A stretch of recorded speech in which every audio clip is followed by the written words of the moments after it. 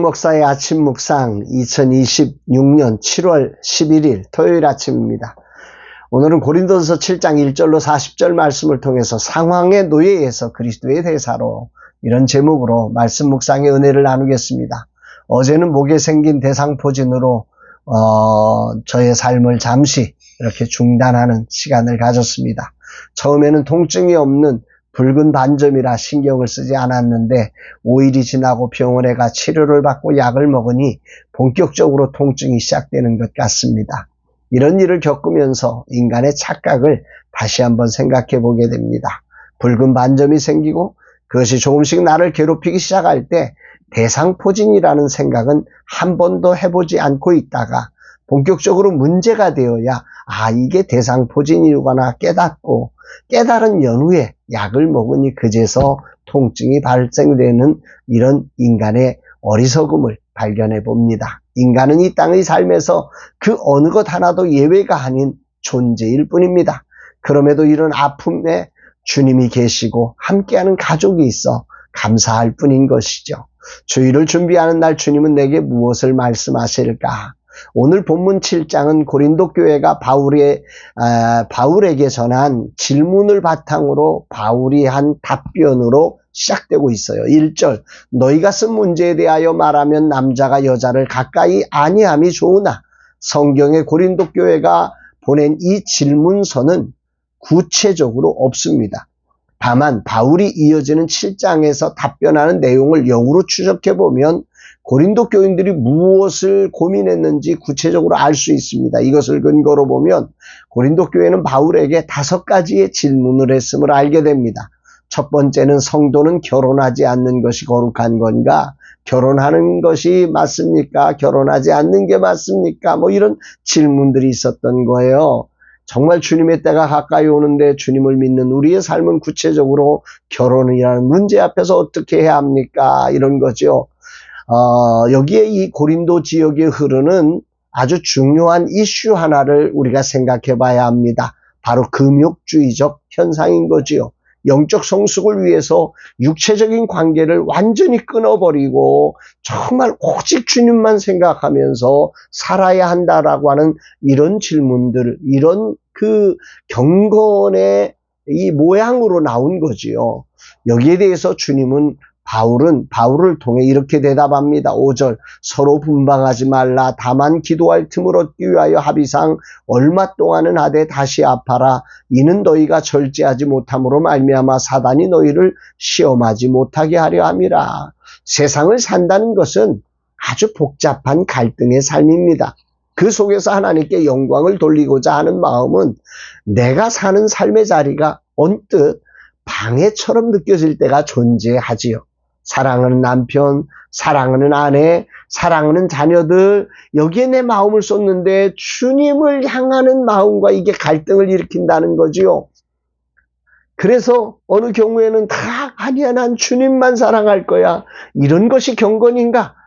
이런 것이 더 거룩한 것인가? 아닌가를 묻는 이 질문에 대해서 바울은 합의상 얼마 동안이라는 제한된 시간을 허락하며 이것은 인간의 판단일 뿐이라고 하면서 다시 합하라.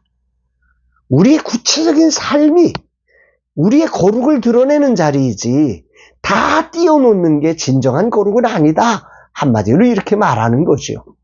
두 번째 질문은 믿지 않는 배우자와 계속 살아내야 하는가? 구원을 받고 보니 믿지 않는 배우자와 사는 게 너무 힘들어서 살지 않는 게 맞는가?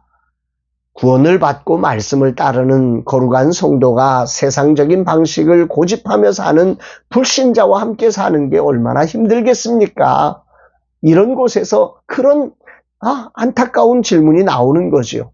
한마디로 이혼이 영적인 정결함으로 가는 길이 아닙니까? 라고 묻는 것입니다. 여기에 대해서 바울은 이렇게 대답합니다. 10절, 11절, 결혼한 자들에게 내가 명하노니 명하는 자는 내가 아니요 주시리라.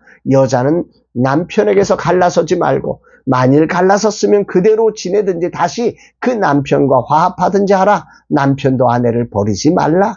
거룩한 것이 불결한 것을 접촉할 때 거룩이 상실된다는 게 이 유대교의 정결법의 원리입니다. 이런 생각들이 아마 이런 그 질문들을 낳게 하지 않았을까 생각도 됩니다. 여기에 대해 바울은 아주 단호하게 갈라서지 말라 선포합니다. 진정한 거룩, 진정한 경건은 오늘이라고 하는 환경 속에 그 거룩으로 세상을 바꿔가는 것이지 떨어지는 것이 아니라는 거지요. 이게 중요한 원리입니다. 세 번째는 할례를 받았다는 것은 형식과 상태가 변화의 핵심이라고 생각하는 세상적 가치관에 있기 때문입니다. 여기에 대해 바울은 이렇게 대답합니다. 17절 오직 주께서 각 사람에게 나눠주신 대로 하나님이 각 사람을 부르신 그대로 행하라. 내가 모든 교회에서 이와 같이 행하노라. 여기 할례를 받았다는 이 할례의 문제인데 과거에 할례를 받았는데 이제 할례가 필요 없으니 이 할례를 풀어야 되느냐? 그래도 할례를 받는 게 좋지. 두 가지를 같이 하느냐? 한 가지 하느냐? 뭐 이런 문제들이 생겨났던 거예요. 여기에 대해서 누가 더 경건하냐? 난 할례도 받고 세례도 받고 이렇게 했어. 뭐 이런 사람들이 있는 거죠. 여기에 대해 바울은 각 사람을 부르신 그대로 행하라 말씀합니다. 19절에 나오는 표현을 첨가하면 오직 하나님의 계명을 따라가면 된다. 이제는 내가 어떤 상황에서 부르심을 받았든 그 자리에서 하나님의 말씀을 따라가는 사람이 되라는 거지. 신앙생활을 잘하는 것, 거룩한 것은 뭐냐? 오늘 그 자리에, 오늘 부르심 받은 그 자리가 어떠하냐? 내가 할례를 받은 사람이냐? 내가 주인이냐? 내가 종이냐? 직장 생활하느냐? 그거 생각하지 말고 학생이냐 생각하지 말고 그 자리에서 하나님의 말씀을 따라가는 사람이 되라. 이것입니다. 이게 중요하다는 거죠. 그러면서 분명한 정체성을 23, 24절에서 말씀합니다. 너희는 값으로 사신 것이니 사람들의 종이 되지 말라. 형제들아 너희는 각각 부르심 받은 그대로 하나님과 함께 거하라. 진정한 거룩은 뭐냐? 어디에서 어디로 자리를 옮기는 게 아니다. 자리를 떠나는 게 아니다. 무엇을 더 하는 게 아니다. 오늘 그 자리, 바로 그곳에서 하나님의 말씀을 따르고 세상의 종이 되지 말라. 사람의 종이 되지 말라. 그 자리에 종이 되지 말고 말씀의 종이 되어 그 자리를 살아내라고 하는 것입니다. 정말 이 말씀 하나하나들이 참으로 중요한 것입니다. 사실 이 말씀이 자칫 잘못 왜곡되어지면 부르심 받은 그대로 있으라고 하는 말씀이 신분에 순응하라 이렇게 해석되어질 수도 있는데 그거하고는 전혀 다른 것입니다. 바울이 외친 핵심은 사람의 종이 되지 말고 하나님과 함께 하나님의 말씀을 따라가는 사람이 되라. 그래서 그 자리가 하나님의 나라가 되게 해라. 여기에 초점이 있다는 사실을 주목해야 합니다. 사회적 제도나 신분을 바꾸는 것이 아닙니다. 세상의 지혜는 끊임없이 더 나은 자리로 탈출해야 우리가 행복하다고 말합니다. 그러나 하나님의 자리는 그게 아닙니다. 하나님의 지혜는 그게 아닙니다. 어떤 자리에 있든 그 자리 자체에 하나님의 주권의 통치 아래 그 자리를 하나님의 나라로 말씀을 따라 행함으로 하나님의 나라로 바꾸는 존재로 내가 부름 받았다는 것입니다. 이것이 바로 정말 하나님과 함께하는 삶의 정수가 아니겠습니까? 오늘 우리의 삶은 바로 그리스도의 대사로 오늘 이 자리에서 부름받은 선교적 인생이 되었음을 기억해야 하는 거지요. 네 번째로 오늘 고린도 교회는 처녀들은 꼭 결혼해야 하는가? 이런 질문을 했던 것 같습니다.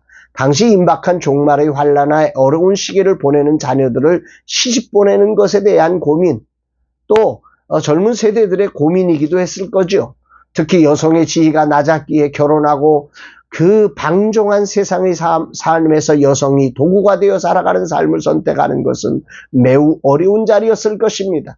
부모로서 매우 중요한 질문이며 여성으로 매우 중요한 질문입니다. 여기에 대해 바울은 이렇게 대답합니다. 25절 처녀에 대하여는 내가 주께 받은 계명이 없으되 주의 자비하심을 받아서 충성스러운 자가 되어 내가 의견을 말하노니 이렇게 말하고 있습니다. 바울은 딸의 결혼 문제에 대해 주께 받은 계명이 없음을 솔직하게 대답하면서 대신 그 임박한 환난이라는 시대적 상황을 고려하여 주의 자비하심을 입은 자로서 지혜로운 의견을 내가 말하겠다. 이렇게 한계를 결정하고 말하지요. 여기서 중요한 것은 결혼을 하느냐 마느냐라는 형식적 선택이 아닙니다. 핵심은 어떤 상태에 있든 세상의 분주함에 매이지 않고 주님을 기쁘시게 하는 선교적 삶을 살아가느냐에 있습니다. 어떠한 선택을 하든 주님과의 연합이 최우선이 되어야 합니다. 이유는 주님과의 연합이 온전해질 때 비로소 우리의 결혼과 가정은 가장 아름다운 하나님의 성전으로 빛날 것이기 때문입니다. 다섯 번째 질문은 남편이 죽은 후에 재혼해도 되는가? 이것은 오늘날의 상황과는 전혀 다른 문제임을 먼저 직시해야 합니다. 당시 남편 없는 독신의 여성은 즉 과부라고 하는 삶은 정말로 가난과 위험에 노출되어 살아가는 시대였습니다. 여성이 직업을 찾기가 어려운 시대였지 않습니까? 길거리에서 모욕을 당하거나 부당한 대우를 받고 법정에서 자신을 보호해줄 남성 보호자가 없다면 정말 아무것도 할 수 없는 시대였습니다. 보호받지 못할 뿐 아니라 이런 제한 속에서 살아가니 결국 성착취의 대상이 되는 존재였던 거죠. 이런 시대에 어쩌면 재혼은 너무 시급한 문제였을 것입니다. 그럼에도 불구하고 하나님을 알고 나니 하나님께 온전히 자신을 드리고 싶은 마음속에 정말 그런 경건한 사람과 경건하지 못한 기준을 재혼이냐 재혼 아니냐로 구분할 수 없다고 이야기하는 것입니다. 여기에 바울은 39, 40절 아내는 그 남편이 살아있는 동안에 매여 있다가 남편이 죽으면 자유로 자기의 뜻대로 시집갈 것이나 주 안에서만 할 것이니라. 그러나 내 뜻에는 그냥 지내는 것이 더욱 복이 있으나 나 또한 하나님의 영을 받은 줄로 생각하느라. 바울은 교회 공동체가 그들을 충분히 돌볼 수 있으니 굳이 생존을 위해 재혼하지 않아도 주님을 섬기며 존엄하게 살 수 있음을 선언하고 있습니다. 이는 당시 사회 시스템 속에서 매우 혁명적 제안이 아닐 수 없습니다. 교회가 여성들의 유일한 경제적, 사회적 보호막이 되어주겠다는 한편의 선언이기 때문입니다. 중요한 사실은 하나님은 결코 고통받는 여성을 방치하지 않으십니다. 바울의 조언은 그 당시 여성들이 겪어야 했던 사회적 절벽을 하나님 나라의 질서 안에서 어떻게 극복하실 건가에 대한 생존적 지혜였습니다. 교회가 이들에 대해 관심과 사랑을 쏟아부어야 한다는 선교적 사명을 제시한 것이고 또한 홀로 된 여성들에게는 상황의 변화가 아니라 부르신 곳에서 주님과 연합하여 그곳을 하나님 나라로 만들어가는 삶에 주목하는 것이 중요하다는 사실을 말씀하고 있는 거지요. 오늘은 전체적으로 한 구절이 핵심 구절임을 알게 됩니다. 24절 형제들아 너희는 각각 부르심 받은 그대로 하나님과 함께 거하라. 부르심의 자리는 상황이 나를 몰아가는 자리가 아니라 주님이 인도하시는 자리이기에 상황의 노예가 되지 말고 하나님의 아들 예수 그리스도의 핏값으로 누리는 하나님의 자녀된 자리의 삶을 선교적으로 살아가는 것입니다. 주님은 내게 무엇을 말씀하십니까? 삶에는 늘 갈등과 위험이 존재하지요. 중요한 것은 그 자리를 하나님의 주권이 미치지 못한다는 의심과 두려움으로 살지 않고 부르심받은 그 자리에 하나님이 통치하신다는 믿음으로 주님과 함께 그 말씀을 따라 기뻐하며 하나님 나라를 세워가는 선교적 삶, 대사의 삶을 살아가는 것입니다. 오늘 하루 대상포진이라는 아픔이 나를 몰아가는 날입니다. 이 아픔을 주님과 연합하여 하나님이 기뻐하시는 하나님 나라를 세워갈 것입니다. 아픔의 노예가 되지 않고 하나님의 자녀로 이 아픔마저 선용하는 하루가 되기를 소망합니다. 주님 감사합니다. 이 하루도 아픔의 날로 끝나지 않고 하나님이 기뻐하시는 주님의 날이 되게 하옵소서 고백합니다. 오늘 여러분의 삶에도 이런 은혜가 있게 되기를 주의 이름으로 축복합니다. 사랑합니다, 여러분.